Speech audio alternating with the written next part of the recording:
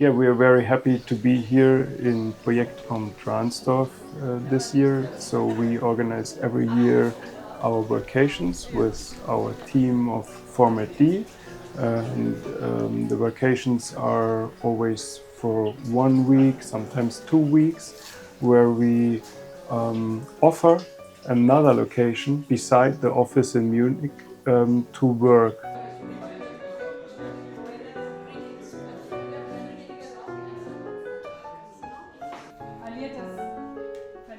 And this year we wanted to change it a bit and we looked for something special, and I think we found a perfect place in Drahnsdorf, and we are really very happy because it's such a fantastic mood for us to work, and also the after-work sessions like the fireplace or the garden.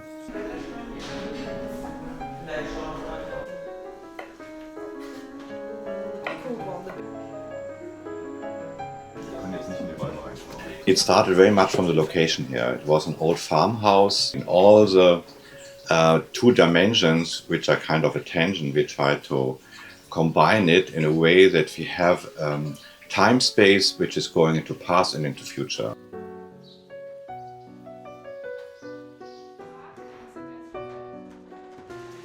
The view to the future and the view into the past. Temporal depth is actually something that opens people up to be more innovative, to think more creatively.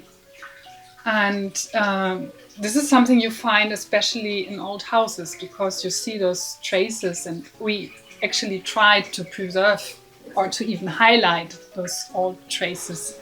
And so from neuroscience, you can see this gives the brains the optimal input to be more creative and also to be open.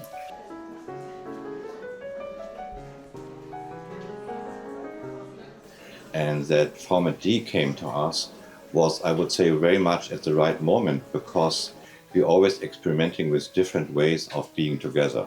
Mm-hmm. So it's all working, having short pop-up events like a short talk or a short presentation.